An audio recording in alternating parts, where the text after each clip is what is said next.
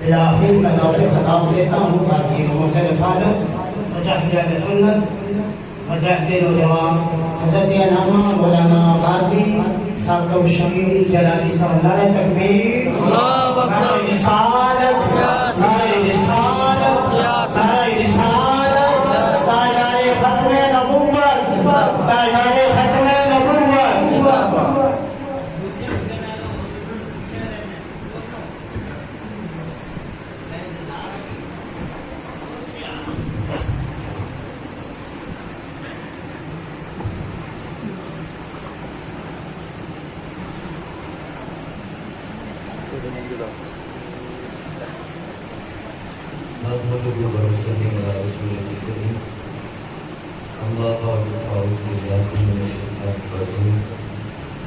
بسم اللہ الرحمن الرحیم. لقد كان لكم في رسول الله أسوة حسنة. صدق الله العظيم وصدق رسوله النبي الكريم الأمين. إن الله وملائكته يصلون على النبي يا أيها الذين آمنوا صلوا عليه وسلموا تسليما. الصلاة والسلام عليك يا سيدي يا رسول الله وعلى آلك وصحبك يا سيدي يا حبيب الله. الصلاة والسلام عليك يا سيدي وعلى آلك وصحبك يا سيدي. حمد و ثنا کے بعد نہایت واجب الاحترام رئیس رکب شریعت حضرت حافظ محمد شبیر صاحب نقشبندی حضرت علامہ مولانا قاری محمد ارشد چشتی صاحب خطیب المسجد حضرت علامہ مولانا قاری محمد ثناء اللہ صاحب سیالی دیگر علماء کرام نام تنام شیر احسان اور آپ سب میرے آقا کے خوشاخان جو اس مسجد میں تشریف فرما ہے نصب کی بارگاہ میں نہایت ادب کے ساتھ سلام عرض کرتا ہوں. وعلیکم السلام. آپ بھی جانتے ہیں کہ آج ہم اس سارے ثواب کی محفل کے لیے اللہ کے گھر میں حاضر ہوئے. کبھی کبھی میں جب خود اپنی چھوٹی سی عقل کے مطابق تدبر اور تفکر کرنے کی کوشش کرتا ہوں تو میں حیران ہو جاتا ہوں.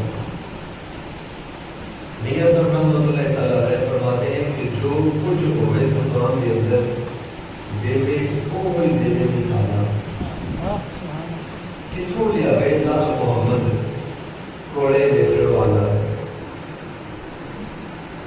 انسان عطاس ہوتا ہے اپنے قدموں کے اندر کی انسان کا. میں جب تدبر اور تفکر کی بات کر رہا ہوں تو میں جو رب کی دی ہوئی عزت جو انسان کو ہے اس کے بارے میں عرض کر رہا ہوں کہ دیتا بندہ کسی کو وہی ہے جو بندے کے پاس ہوتا ہے. میں ایک کشف المحجوب شریف میں واقعہ پڑھا وہ آپ کی نظر بھی کرتا ہوں اور پھر آگے بڑھتا ہوں. کچھ لوگ اللہ کے ولیوں کی باتوں کو قصے اور کہانیاں سمجھتے ہیں اور کچھ لوگ اللہ کے ولیوں کی باتوں کو قرآن پر عمل کرنے والوں کا اجر سمجھتے ہیں کہ قرآن پر جس نے عمل کیا اس کی زندگی اتنی اتنی. اور کچھ لوگ اسے محض قصہ اور کہانی سمجھ لیتے ہیں اور وہ شیکسپیئر کو پڑھنا چاہتے ہوتے ہیں. بہرحال ایک اللہ کے ولی تھے تالاب کے کنارے بیٹھے ہوئے تھے اور تالاب میں بچھو گر رہا تھا. انہوں نے ایک دفعہ بچھو کو اٹھایا پانی میں سے ڈوبنے سے بچایا تو بچھو نے ان کے ہاتھ پر ڈس لیا. اللہ کا ولی ایسے ہاتھ کو جھٹکا دیا تو وہ دوبارہ پانی میں گر گیا. ایسے ہی چلتا رہا اور ڈستا رہا یہ ہاتھ پیسے کرتے رہے تو وہ گرتا رہا پھر اسے بچاتے رہے.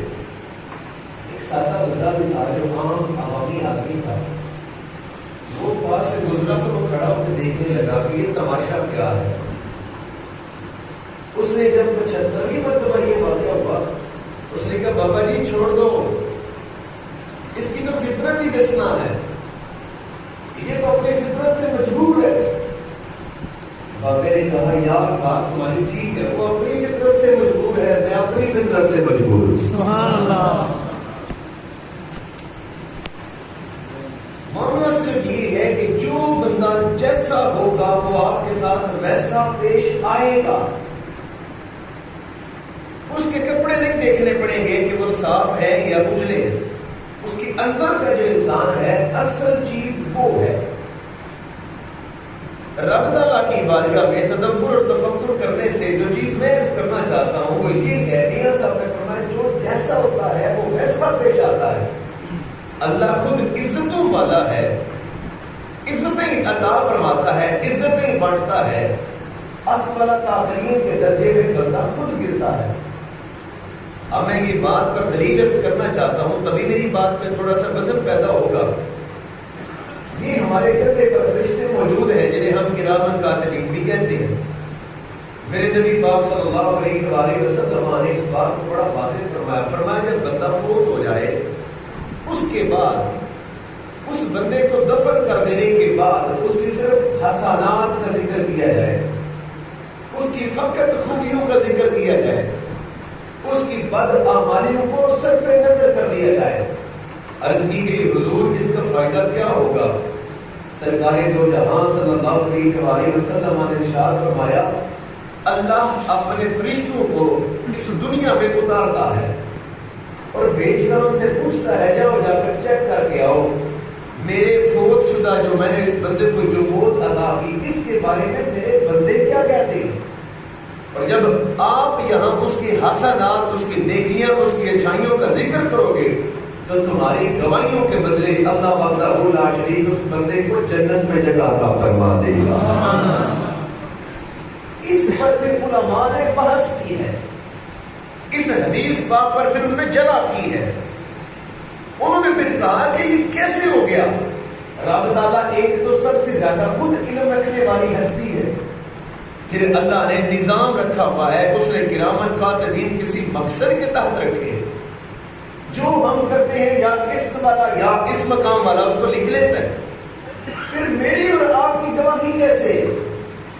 نبی کریم صلی اللہ علیہ وآلہ وسلم غلاموں علماء کرام نے کتابوں میں اس حدیث پاک کی شرح کو لکھا ہے اور اس پر باقاعدہ بحثیں ہوئی ہے۔ پھر اس کے بعد انہوں نے کہا کہ رب تعالیٰ نے عام بندے کو ویلیو اتنی دے دی، خود عزتوں والا ہے، اس نے بندے کو عزتیں اتنی عطا کر دی ہیں کہ فرشتوں کی لکھی ہوئی باتیں وہاں نہیں پہنچتی جہاں گناہگار کا بولا ہوا جملہ پہنچ جاتا ہے۔ اب گناہگار کو پھر چاہیے نا کہ سوچ سمجھ کے جملے ادا کرے۔ اب پھر ہمیں چاہیے نا کہ اپنی زندگی کو ذرا سمیٹ کے گزارے۔ اب ہمیں بھی پھر سوچنا چاہیے نا اللہ تو عزتیں دے رہا ہے اور میں عزتیں خرید رہا ہوں۔ اب پھر مجھے بھی تو دیکھنا چاہیے نا میرے قول اور قرار کا معیار کتنا بڑا ہے۔ میں تو کبھی کبھی یہ بھی سوچتا ہوں کہ اگر میں نبی پاک صلی اللہ علیہ وآلہ وسلم کے مقدس ترین دور میں ہوتا میرا کیا بنتا؟ اگر میں صحابہ کرام کے دور میں آ جاتا، پیدا ہو جاتا، میرا زور نہیں جو میں اس دور میں پیدا ہو، اگر اللہ مجھ پر مہربانی اور فرماتا تو مجھے صحابہ کرام کے دور میں پیدا فرماتا، میں کیا کر لیتا؟ میرا کیا بنتا؟ آج کا جو مسلمان جو میں اپنے آپ کو بڑا پنچایتی سمجھتا ہوں اور جو میں 10 بندوں کے درمیان بیٹھ کے بڑے فخر سے کہتا ہوں ایسے نہیں ایسے کر دو، اگر میں دور صحابہ میں ہوتا میں کیا ہوتا؟ آج اگر اس جنازے کی جگہ پر کل میری باری ہے تو مجھے وہ وقت کیوں یاد نہیں ہے؟ رب نے مجھے اتنی عزتیں دی کہ فرشتے پیچھے رہ گئے، میں فاتحہ پہ بیٹھ کے اخبار ہی پڑھتا رہ گیا، رب نے میرا مقام کچھ اور رکھا تھا۔ میں زندگی میں آپ کے صرف ڈنکی لگاتا رہا، میں زندگی میں آپ کے اڈے کے اوپر بیٹھ کر اپنے جناب میں سیاحتی میں کھیلتا رہا، رب نے میرا مقام کیا رکھا تھا؟ اللہ نے مجھے کیا عزتیں عطا کی اور میں کہاں چلا جاتا رہا؟ جب میں اس بات پر تدبر اور تفکر کرتا ہوں، یقین کیجیے گریبان میں نگاہیں جھک جاتی ہیں، شرمندہ سا ہو جاتا ہوں، اور پھر رب کی بارگاہ میں صرف گریہ ازاری کے سوا ملتا کچھ نہیں۔ میں آپ کے سامنے ایک حدیث پاک رکھنا چاہتا ہوں۔ ہم لوگ صرف اور صرف صحابہ کرام کے بارے میں بک بک کر لیں تو ہم بڑے حکیم ہیں، ہم آل اطہار کے بارے میں اپنی زبانیں دراز کر لیں تو ہم جناب بڑے حکیم جرت مند ہیں۔ دوستو جرت یہ نہیں ہے، جرت یہ نہیں ہے کہ میں ایجاد رسول کے بارے میں دوست ہے تو بات لمبی کر دوں، جرتیں یہ نہیں ہے۔ جرتیں کیا ہے؟ رب نے زندگی دی ہے تو کردار بنا لیا جائے، جرت یہ ہے۔ رب نے موقع دیا ہے تو اپنی زندگی کا معیار بنا لیا جائے، جرت تو یہ ہے۔ رب نے شراب خریدنے کے لیے اللہ نے دولت دی ہے، آپ اس دولت سے مسجد کی اینٹ ایسی لگائیں جس اینٹ کے لیے لوگ پشان پشان کھینچتے چلے جائیں۔ اللہ نے اگر اختیار دیا ہے غریب کو اٹھا کے اپنے قریب لے آؤ، جرت تو یہ ہے جب دنیا میں انسان کو حقیر بنا رہا ہو، انسان صرف پیسے کا پتر ہو، اس وقت تم اپنی زندگی میں کردار کی لہریں بکھیر رہے ہو۔ جرت تو یہ ہے جب دنیا ارسطو کی مثالیں دے تو وہاں اپنے آپ کو بطور مثال پیش کر دے، جرت تو یہ ہے۔ انسان کا معیار یہ تھا۔ میں عرض کرنا چاہتا ہوں نبی کریم صلی اللہ علیہ وآلہ وسلم کے دور کی بات عرض کرنا چاہتا ہوں کہ نبی پاک نے زندگی کیسے عطا کی ہے۔ ہمارے نزدیک دین کتنا سا رہ گیا، فلاں بندے نے روزے رکھ لیے، فلاں بندے نے زکاتیں دے دی، فلاں بندے نے حج کر لیے، فلاں نے صدقات اور فلاں نے جناب عطیات کر دیے، بس۔ لیکن نبی کریم صلی اللہ علیہ وآلہ وسلم کی حدیث پاک کا مفہوم عرض کرنا چاہتا ہوں جہاں پہ ترمذی شریف میں بھی ہے اور امام احمد بن حنبل نے بھی اسے ذکر کیا اپنے مسند میں۔ آپ فرماتے ہیں نبی کریم صلی اللہ علیہ وآلہ وسلم نے فرمایا ایک بندہ ساری زندگی حج کرتا ہے، ایک بندہ ساری زندگی قیام کرتا ہے راتوں کو، ایک بندے کی زندگی گزری صرف صدقات میں، اگر اس کے معاملات کمزور ہیں تو سرکار نے فرمایا وہ جنت نہیں جا سکتا۔ زندگی جو میری ہے میں اپنی زندگی کو حسین بنانا ہے، میں ساری زندگی نظریات دوسروں پر ٹھوستا رہوں، حساب تو میں نے اپنا دینا ہے، مجھے اپنے معاملات کا پتہ ہی نہیں، اب مجھے میری کسی بات کے اوپر 100 کا اسٹام نہ ہو تو میں بات پر کھڑا ہی نہ رہ سکوں، یہ ہے میری زندگی، یہ میں مسلمان ہوں۔ ہمیں اس سے نکل کر قول کا قرار کا پکا ہونا یہ مسلمانی ہے۔ میرے نبی کریم صلی اللہ علیہ وآلہ وسلم نے جب لوگوں کے دل پھیرے تھے تو میری سرکار نے اشارہ تو چاند کو کیا تھا، ابو جہل کو تو نہیں کیا۔ میرے نبی نے اشارہ تو پتھروں کی طرف کیا تھا، اتبا اور شیبہ کو تو نہیں کیا۔ میرے نبی نے حکم جاری درخت کے لیے کیا تھا کہ جاؤ درخت کو جا کر کہو کہ تمہارا نبی تجھے بلا رہا ہے۔ عمر فاروق کے لیے اشارہ تو نہیں کیا، ان کے لیے تو دعا کی ہے، بندے کو انڈیپینڈنٹ رکھا ہے میرے محبوب نے، لیکن اس کے سامنے ایک رول ماڈل رکھ دیا ہے۔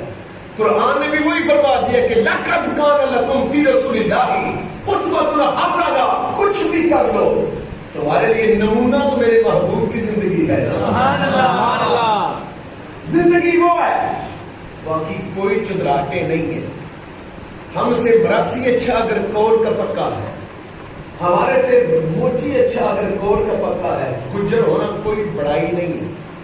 بڑائی یہ ہے کہ تمہاری اور ہماری زندگی حسین ہو جائے۔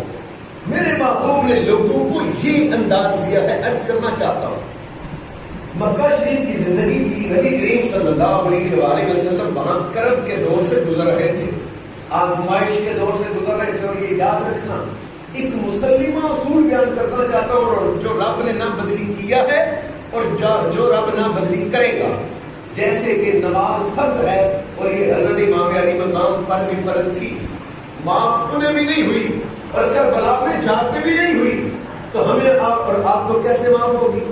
یہ مسلمہ اصول ہے، اصول تبدیل نہیں ہوتے۔ دوسرا مسلمہ اصول یہ ہے اللہ جس کو بھی روحانیت میں درجہ عطا کر دے تو اسے بعد میں آزمانا ضروری کرتا ہے، یہ رب کا اصول ہے، اسے آزمائش سے ضرور گزارتا ہے، یا کسی کو پہلے آزمائش سے گزار لیتا ہے اور پھر روحانی درجہ دیتا ہے۔ آزمائش شرط ہے، اس کے بغیر رب تعالیٰ کسی کو روحانی درجے پر براجمان نہیں رہنے دیتا، حتیٰ کہ نبیوں کا سردار ہی کیوں نہ ہو، آزمائشوں سے اللہ گزارتا ہے۔ عرض کرنا چاہتا ہوں نبی کریم صلی اللہ علیہ وسلم کی آزمائشوں کا دور اصل میں تو وہ لوگوں کے آزمائشوں کا دور تھا، اور سرکار اس سے گزار کے لوگوں کو دکھا رہے تھے کہ زندگی ایسے گزارتے۔ مکہ شریف کا وہ سنہری خوبصورت دور تھا کہ زوال میں مسلمان کو کیسا رہنا چاہیے۔ وہاں پہ ایک بندہ ایک ملک چھوڑ کر اگلے ملک کا تھا، درمیان میں پورے یمن کا ملک پورے کا فاصلہ تھا۔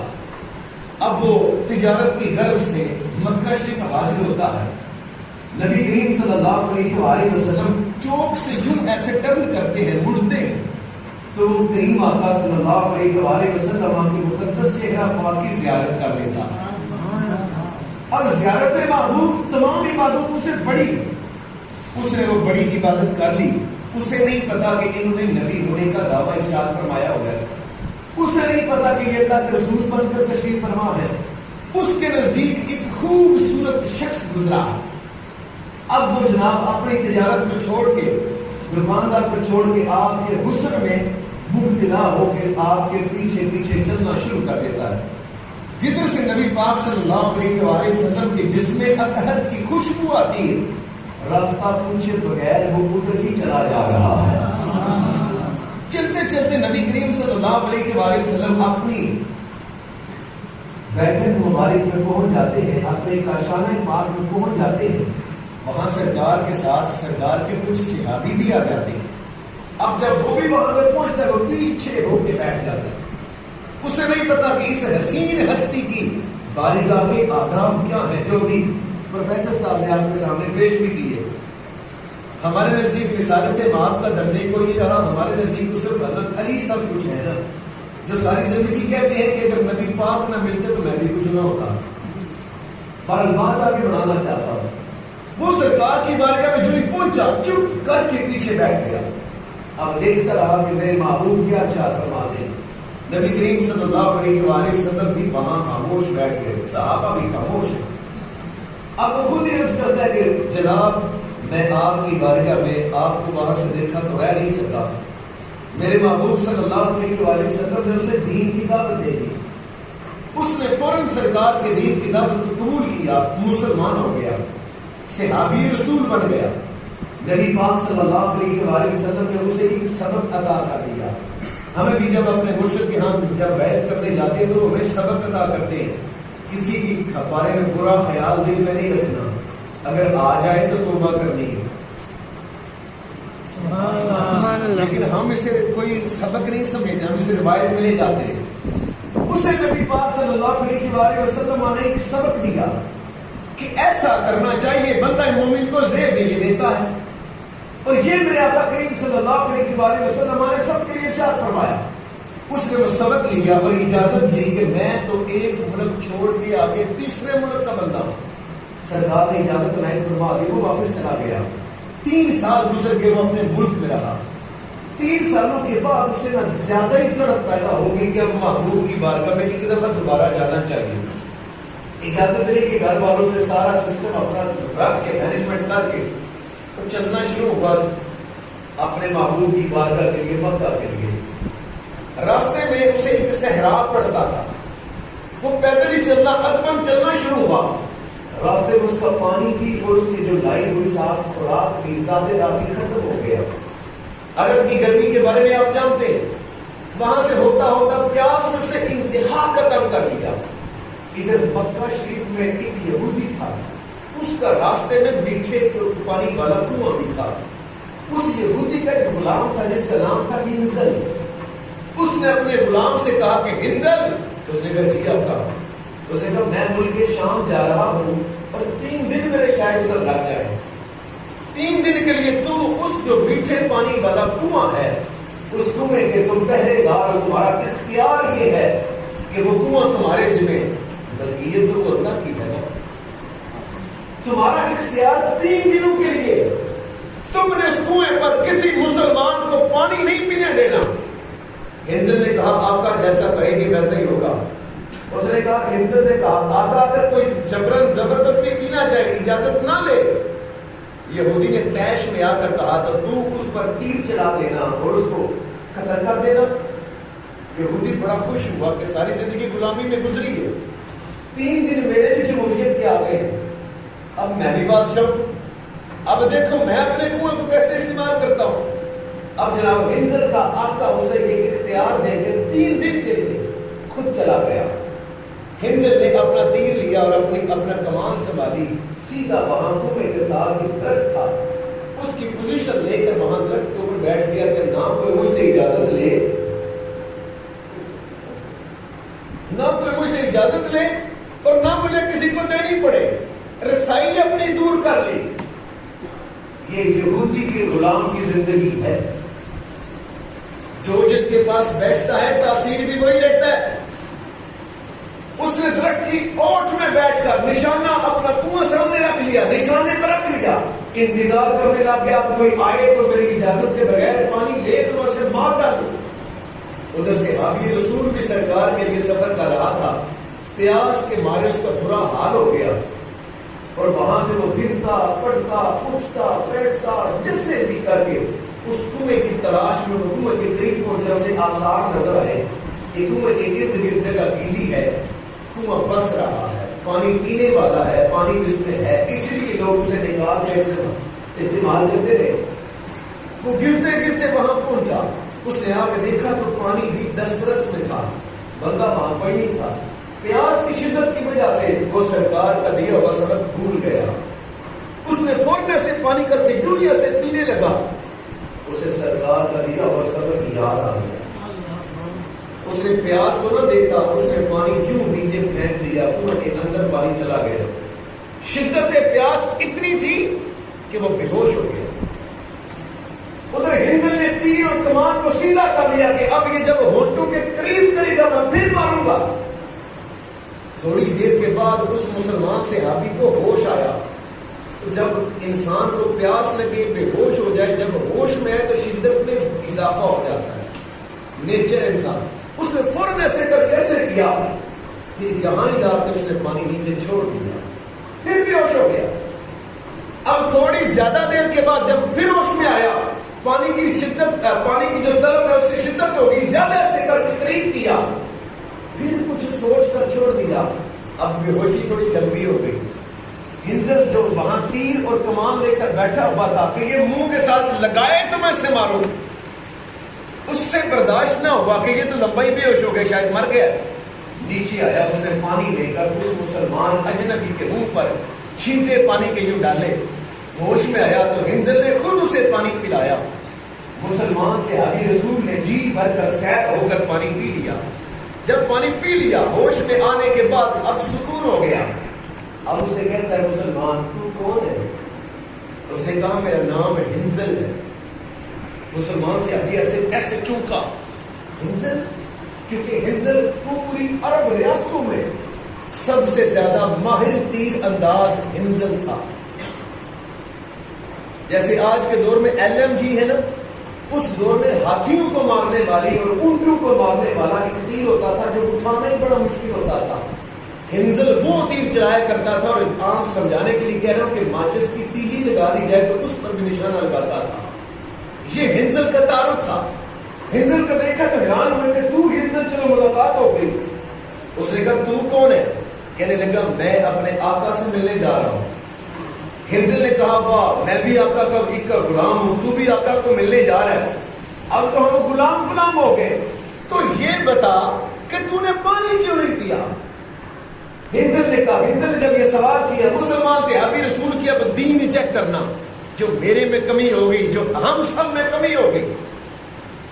اب اس مسلمان نے کہا دیکھ تو بھی غلام میں بھی غلام، اب باتیں کیا چھپانی، تو میرا محسن، تو نے مجھے پانی پلایا، مجھے زندگی دی۔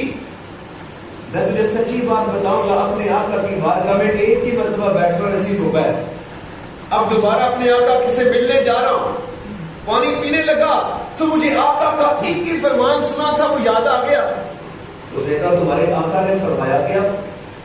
اس نے کہا میرے آقا نے فرمایا کہ زندگی جاتی ہے تو جائے، کسی کی چیز اس کی اجازت کے بغیر استعمال نہ کرنا۔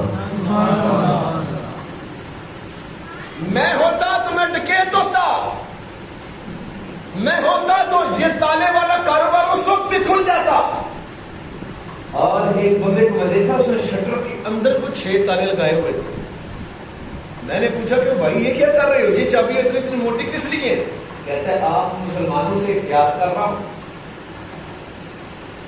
اور مجھے یقین کی یہ تکلیف ہوئی کہ واقعی وہ ہم مسلمانوں سے احتیاط کر رہے ہیں اور سکھ کوئی نہیں ہے. مسجد کے پیسے یہاں چور چرا کے لے جاتے ہیں. چرانے والا کون ہے؟ کلمہ بھی پڑھتا ہے, درود و سلام بھی شاید پڑھ رہا ہوتا ہے. لیکن وہاں دیکھے میرے محبوب نے یہ نہیں اسے کہا ایک ملاقات میں ایک بندہ مسلمان ہو کے آیا ہو کے واپس ملک ہی چھوڑ کے جا رہا ہے.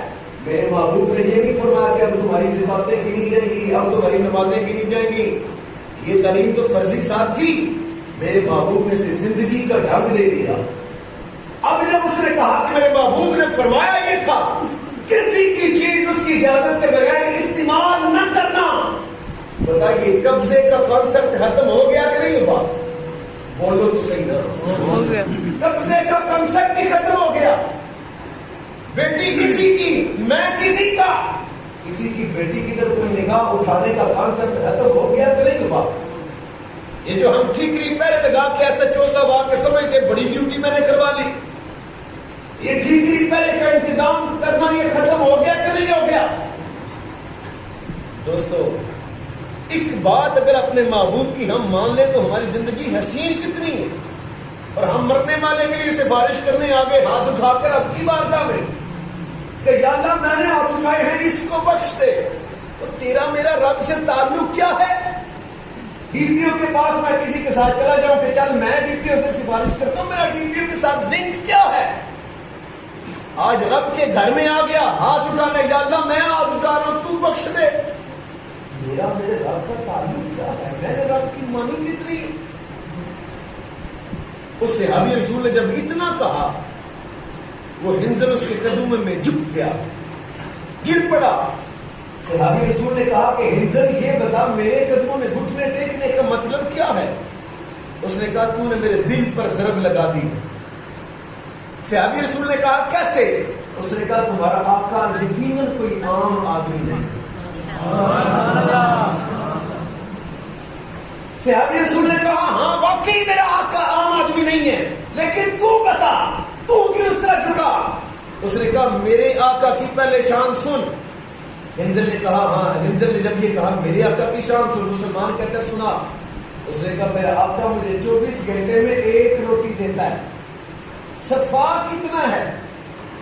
آج بھی کچھ چودھری ہیں جو اپنے ملازموں کے ساتھ کچھ ایسا ہی سلوک کرنا چاہتے ہوتے ہیں اور کہتے ہیں دیکھو ہماری گرفت کتنی ہے.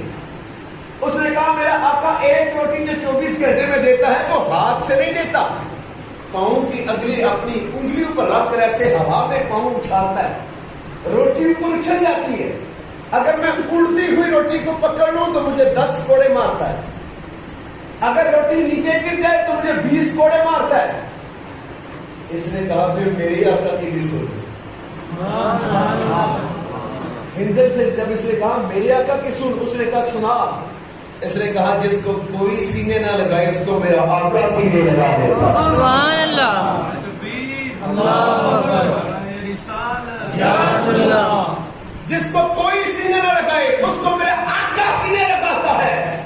جو بے تربیت ہو اس کو میرے آقا کی نگاہ ہی تربیت یافتہ کر دیتی ہے. سبحان اللہ. جس کے پاس زندگی کا ڈھنگ نہ ہو اسے میرے آقا کی ایک صحبت ہی ڈھنگ والا کر دیتی ہے.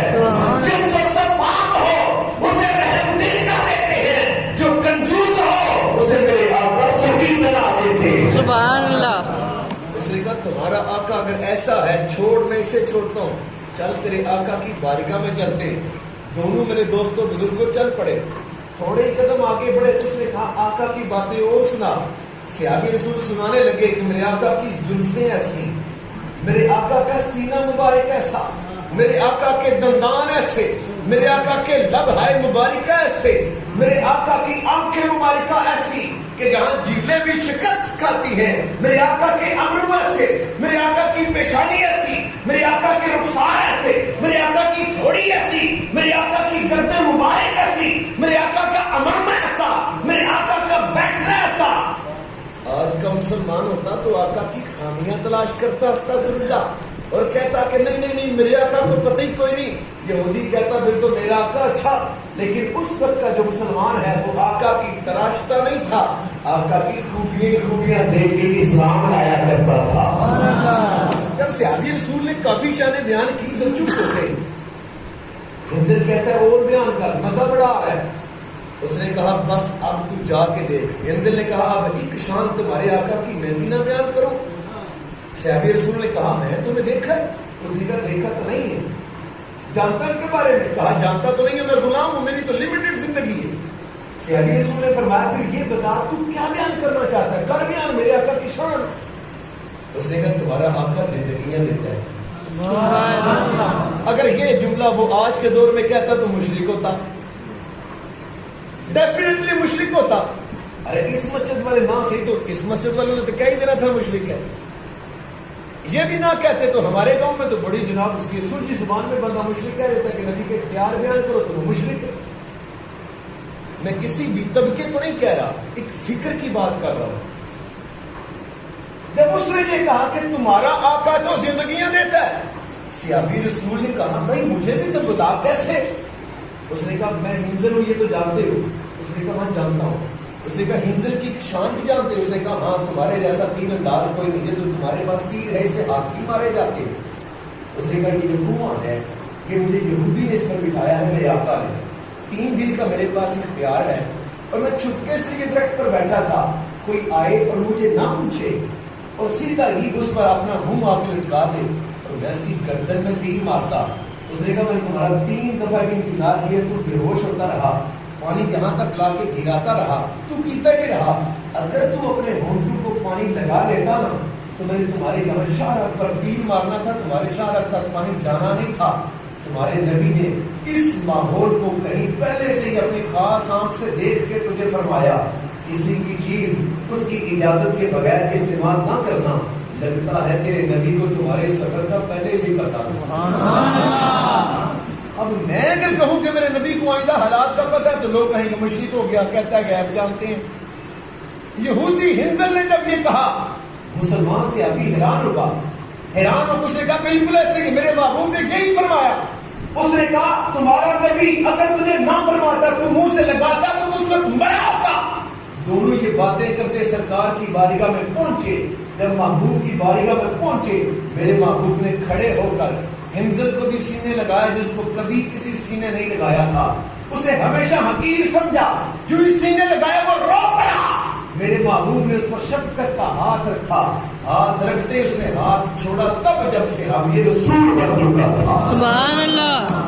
میں سوچتا ہوں کہ میری زندگی بھی کاش ایسی ہو جائے. میں سوچتا ہوں کاش میرے قول کی وجہ سے کوئی بندہ مسلمان ہو جائے. لیکن دوستو آج کل تو ہم پنچایتی بھی ایسے ہیں, ہماری وجہ سے دین میں رکاوٹیں پیدا ہو رہی ہیں, ہماری وجہ سے لوگ مسلمان نہیں بن پا رہے. ہم تبلیغ بھی کرتے ہیں تو آگ لگا دیتے ہیں, اور وہ چپ رہ کر بھی لوگوں کو مسلمان بنا جایا کرتے تھے. آئیے اپنے مرنے کا بھی خیال کریں, اپنی زندگی کو حسین کریں. زندگی وہی ہے, لیکن زندگی کی دشمن بھی مثال ہے. زندگی وہی ہے جس کو اپنے تو مانے, پرائے بھی اس کے لیے زندگی کا ایک درخشندہ باغ کر کے پیش کریں. دوستو نبی صلی اللہ علیہ وآلہ وسلم نے جو حدیں عطا فرمائی ہیں ان حدوں سے باہر نہیں جانا چاہیے, اور جو میرے آقا نے رستے عطا کیے ہیں ان رستوں سے ہٹنا نہیں چاہیے. دعا یہی ہے اللہ زندگی عطا فرمائے تو اپنے محبوب کے نقش قدم پر عطا فرمائے.